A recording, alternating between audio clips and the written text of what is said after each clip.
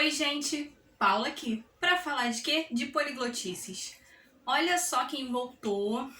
Pois é, deve ter o quê aí? Uns 2 meses? Quase isso. Bom, eu sei que já tem um bom tempo. Eu sinto muito por ter ficado tanto tempo fora.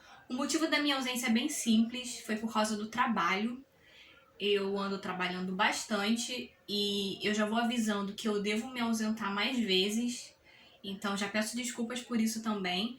Mas o bom é que agora, como eu tô trabalhando como tradutora em tempo integral, eu tô tendo a oportunidade de aprender muita coisa sobre a minha profissão e eu vou poder compartilhar com vocês, fazer vídeos melhores sobre tradução. Mas chega de introdução, porque eu sou o tipo de pessoa que não gosta de introdução muito longa. Eu gosto já de vídeo que vai direto ao ponto. Então vamos direto ao ponto, até porque o tema que eu trouxe pra vocês é um tema que eu tô bem empolgada pra passar pra vocês, porque é muito legal. Hoje a gente vai falar de exames de proficiência. Se você não sabe o que é proficiência, eu vou deixar um vídeo linkado aqui em cima que você vai poder saber o que é. Então vamos lá. O que são exames de proficiência? Bom, como o nome já diz, eles servem para medir a proficiência do aprendiz de língua naquela língua que ele está prestando o exame. Esses exames eles geralmente usam o quadro de referência europeu das línguas, que eu também já fiz um vídeo sobre ele, tá aqui no canal, eu vou deixar linkado aqui em cima também. Alguns não usam os níveis à risca do quadro europeu, né, optando por excluir ou adicionar alguns níveis, e outros não usam o quadro europeu, tem o seu próprio nivelamento. E esses exames, eles testam a proficiência do aprendiz em todas as competências. Ou seja, vai testar a escrita, a fala, a compreensão auditiva, a leitura. Tudo isso é testado nesses exames. Para que servem? Então, você pode fazer um exame de proficiência por questões profissionais, para trabalhar em alguma empresa estrangeira, por exemplo, que pode pedir que você tenha um certificado de proficiência. Por questões acadêmicas também, para você ingressar numa faculdade estrangeira, que também pode pedir que você tenha um certo exame de proficiência, um certo nível. E por questões de realização pessoal, ou caso você seja autodidata e gostaria de ter um meio de comprovação que você aprendeu aquela língua até um certo nível. Então são essas as principais razões por que alguém opta por fazer um exame de proficiência. E como é que eles são feitos? Geralmente, os mais comuns, eles acontecem 1, 2 vezes por ano, mas eu acho que tem alguns que acontecem até mais do que isso. Eles podem ser presenciais ou online. Sobre o online, eu não tenho certeza se todos são assim, mas eu sei que as provas de inglês e de russo você consegue fazer online já. E como você faz para fazer? Você entra no site da prova que você quer fazer para poder saber como se inscrever. Às vezes você acaba indo num centro aplicador daquele exame para se inscrever. E depois eles te dão todos os dados do dia das provas, porque às vezes pode ser um dia ou pode ser 2 também. Eu, por exemplo, quando fiz a minha prova de inglês foram 2 dias. Não 2 dias seguidos, mas foram 2 dias... um dia no final de um mês e o outro no início do outro. Mas quando eu fiz a minha prova de russo foi um dia só.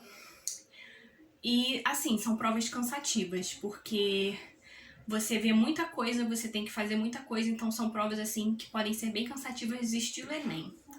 E quanto eles custam? Geralmente tem alguns exames que o preço ele vai aumentando conforme o nível que você for fazendo.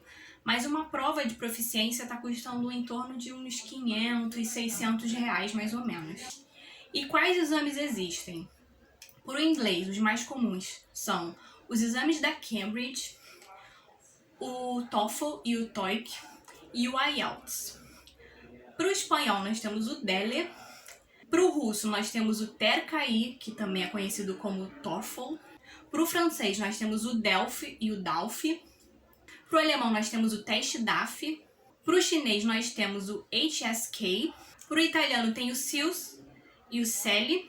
Para o japonês nós temos o JLPT. E para o coreano tem o TOPIK, não sei. Eu sei que no Brasil você consegue fazer essas provas de inglês que eu falei. Você também consegue fazer o DELE pelo Instituto Cervantes. O teste DAF provavelmente é pelo Instituto Goethe.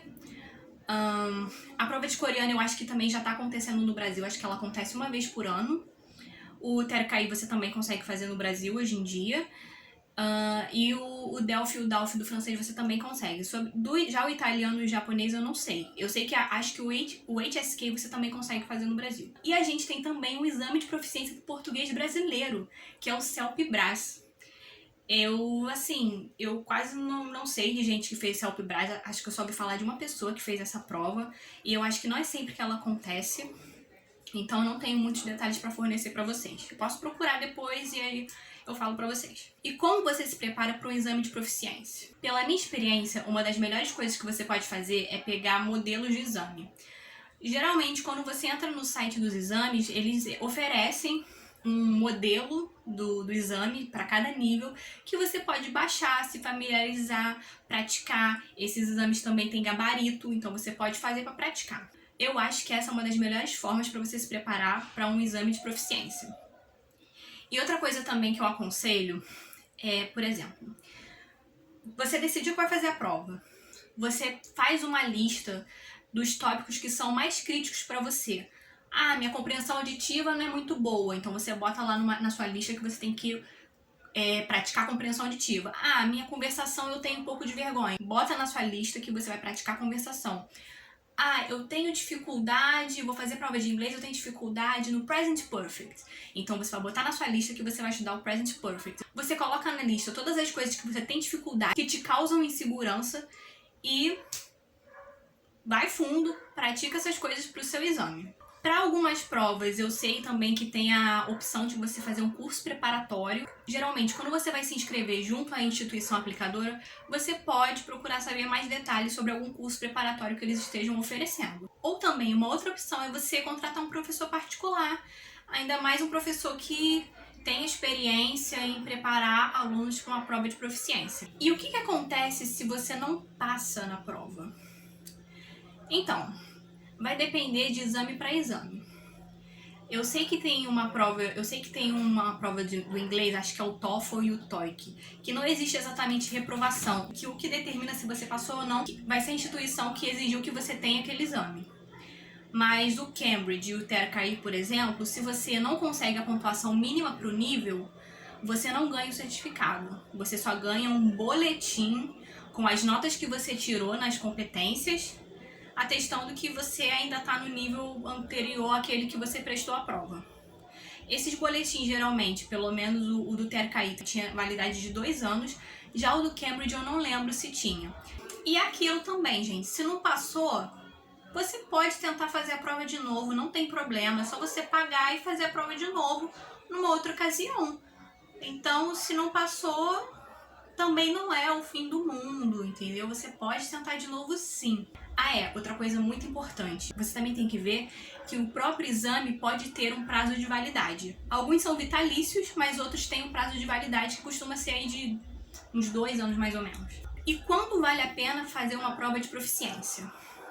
Bom, a gente tem um motivo para fazer, que eu já falei lá no início do vídeo, mas quando vale a pena, pra mim, eu acho que quando você tá no início, quando você tem um nível mais básico, eu acho que não vale muito a pena você fazer uma prova de proficiência. Porque o nível mais básico, você não tá usando muita língua ainda, né, entendeu? Então, pra que você vai gastar um dinheiro pra fazer uma prova de uma língua que você ainda nem tem tanta desenvoltura pra usar? Eu acho assim, Paula, que vale a pena fazer exame de proficiência quando você tá do nível B2 pra cima.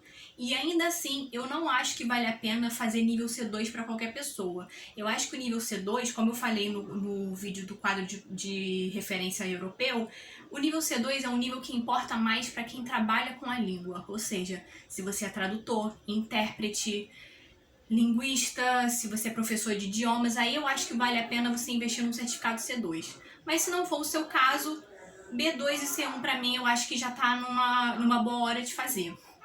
E outra coisa também que eu acho que a gente tem que pensar muito, e talvez vocês não concordem comigo, é na hora de você estipular o seu nível. Eu acho que você tem que ter muita certeza do que você está fazendo. Pra mim, pelo menos, eu acho que não vale a pena eu fazer uma prova que eu posso chegar lá, fazer e receber o resultado de que eu não tô naquele nível. Porque aí eu gastei um dinheirão, porque não é um investimento barato, para receber um pedaço de papel que falou que eu ainda não estou naquele nível. É assim, pra mim, eu acho que você fazer uma prova de proficiência, você tem que ir pra ganhar. Mas isso sou eu, entendeu? Se você quer tentar fazer, mesmo que você não tenha tanta certeza, vai lá e faz. Até porque foi uma coisa que eu li na internet, né? Que a prova de proficiência, ela também pode ser boa pra mensurar o nível em que você se encontra. Porque às vezes você não tem certeza do nível que você tá. Então você faz uma prova dessa e você pode ter a certeza se você está ou não naquele nível. Então é mais um motivo pra você fazer. Mas eu acho assim, Paula, que pra mim, só se eu tiver muita certeza daquilo que eu tô fazendo. E assim, eu falei que só vale a pena fazer do B2 pra cima. Mas aí, gente, isso é minha opinião. Porque o B2 pra cima, o B2 já é um nível que é aceitável pro mercado de trabalho. Então, pra mim, eu acho que no nível B2 já vale a pena você ter uma comprovação, um certificado de proficiência. Mas se de repente você quiser fazer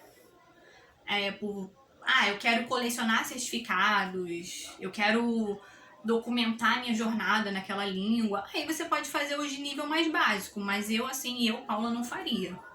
Eu tenho a pretensão de ter certificado de proficiência de todas as línguas que eu estudar, mas só quando eu tiver num nível pelo menos B2. Mas aí vai de cada um, gente, isso é a minha opinião. Eu acho que é isso. Eu tô planejando também um vídeo sobre a minha experiência com provas de proficiência. Pra quem não sabe, eu fiz 2 provas de proficiência. Eu fiz o CAE, que é da Cambridge, em 2015, pro inglês. E em 2018 eu fiz o TERCAI 2 pro russo, que equivale ao nível C1. E eu vou fazer um vídeo depois contando com mais detalhes como foi a minha experiência com essas provas. Esse vídeo foi só mesmo para dar uma geral, um panorama para vocês do que é uma prova de proficiência. Porque ela é sim uma coisa que eu acho que é muito legal de se ter, é uma coisa muito legal de se pensar. E eu acho que é um investimento muito bom. Ainda mais se você é que nem eu, autodidata numa língua e gostaria de ter uma comprovação. Se bem que falando em comprovação, eu vou ser bem sincera com vocês. Nunca me pediram que eu mostrasse nenhum certificado meu de curso, de proficiência, quando eu tive que trabalhar com línguas. Mas isso é comigo, de repente algum empregador vai querer que você tenha, e foi o que eu falei pra vocês também no caso de uma empresa estrangeira, de uma universidade estrangeira. Então vai depender dos seus motivos, né, da sua necessidade pra fazer. Mas ainda assim eu acho que é uma coisa bem legal de se fazer. Apesar de ser cansativo, eu acho que é uma experiência muito interessante, muito gratificante, porque, sabe, você fica anos ali estudando e aí você decide, vou fazer uma prova de proficiência, aí você entra naquela prova quase Enem, você sai cansado, você sai zonzo daquilo ali, mas aí quando você recebe o resultado, viu que deu tudo certo, é uma coisa, assim, muito legal que você sente, assim, no peito, sabe? Então eu acho, assim, que vale a pena, assim, você fazer uma prova de proficiência. É isso. Esse foi o vídeo de hoje. Eu espero que vocês tenham gostado. Se tiverem alguma dúvida, comentem que eu vou fazer o meu melhor para responder. E se vocês gostaram, não esqueçam de curtir, compartilhar, contar pra todo mundo. Se é a sua primeira vez no canal, seja bem-vindo, seja bem-vinda. Não esqueça de se inscrever e de ativar o sininho para não perder nada que acontece por aqui, tá bom? Essas foram as poliglotices de hoje e até a próxima!